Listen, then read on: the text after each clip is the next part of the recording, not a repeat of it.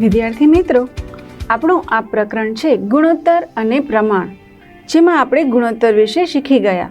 તમને બહુ સરસ રીતે ગુણોત્તર શોધતા પણ આવડી ગયું છે. હવે આપણે આગળ વધીએ પ્રમાણ તરફ. પ્રમાણ શું છે એ જોઈએ તો કોઈ પણ બે ગુણોત્તર હોય એ એક જ સરખી કિંમત ધરાવતા હોય ત્યારે આપણે એને પ્રમાણમાં છે એમ કહીએ.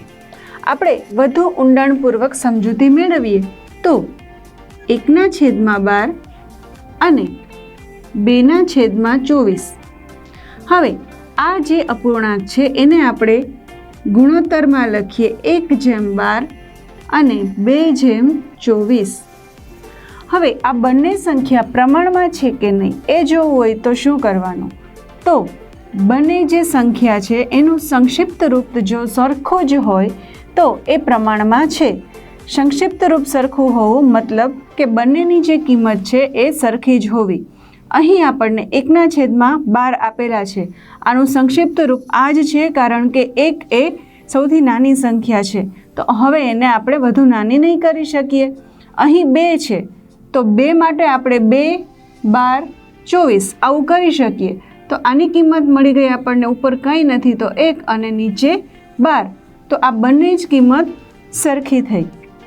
સરળ શબ્દોમાં સમજીએ તો કોઈ પણ બે અપૂર્ણાંક છે અથવા તો બે ગુણોત્તર છે એની કિંમત સરખી હોય અથવા તો તેનું અતિ સંક્ષિપ્ત રૂપ જે છે એ સરખું હોય ત્યારે આપણે એવું કહી શકીએ કે આ સંખ્યા પ્રમાણમાં છે. જેમ કે આપણે જોઈએ 2/6 અને 3/9. હવે આપણે આ પ્રમાણમાં છે કે નહીં એ જોવું હોય તો તમે આવી રીતે સંક્ષિપ્ત રૂપ આપો 2, 3, 6, 3, 3, 9. તો અહીંયા પણ આપણને 1/3 મળે છે અને અહીંયા પણ 1/3 મળે છે. તો બંનેની કિંમત સરખી છે. બંનેનું અતિ સંક્ષિપ્ત રૂપ જે છે એ સરખું છે. તો બંને સંખ્યા પ્રમાણમાં છે એવું કહી શકાય.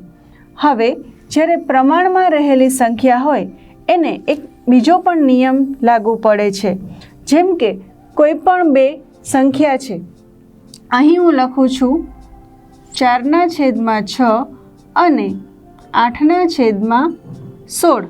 હવે આને હું ગુણોત્તરમાં લખીશ 4/6 અને 8/16.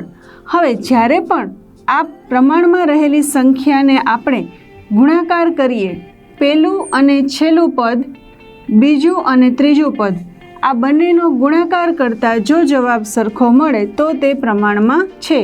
એટલે કે 4 × 16 બરાબર કેટલા થાય? 64. પછી લખીએ 6 × 8. તો 6 અને 8 એના માટે આપણે જોઈએ તો 6, 8, 6, 48 થઈ. હવે જુઓ કે અહીં આવે છે 64 અને અહીં આવે છે 48. તો આ જે સંખ્યા છે એ પ્રમાણમાં નથી. સંક્ષિપ્ત રૂપ આપીને જોઈએ તો પણ ખ્યાલ આવશે. જેમ કે 2, 2, 4 થઈ અને અહીંયા 3, 2, 6 થઈ. તો હું 2 અને 2 ઉડાડીશ તો આના માટે મને જવાબ મળે છે 2/3. અહીં 8, 2, 16. તો આનો જવાબ મળે છે 1/2. હવે જુઓ આ બે સંખ્યા જે છે એ સમાન છે તો નથી. તો આ જે સંખ્યા છે એ પ્રમાણમાં નથી. જો પ્રમાણમાં હોય, બંનેની કિંમત સરખી હોય તો આ જવાબ પણ સરખો જ આવે. તો આ છે પ્રમાણ. પ્રમાણનો ઉપયોગ આપણે ક્યાં કરી શકીએ? તો જ્યારે પણ આપણે કોઈ કિંમત શોધવી હોય ત્યારે આ 4 જે સંખ્યા છે એમાંથી 3 આપેલી હોય અને ચોથીની કિંમત આપણે શોધવી હોય ત્યારે આપણને આ પ્રમાણનો જે ફોર્મ્યુલા છે એ કામ આવે છે. તમે ચોકડી ગુણાકાર તો શીખ્યા હશો. આ જે પ્રમાણ છે એની રીતો કંઈક એને જ મળતી આવે છે. તો ચલો મિત્રો, શરૂ કરીએ પ્રમાણના દાખલાઓ.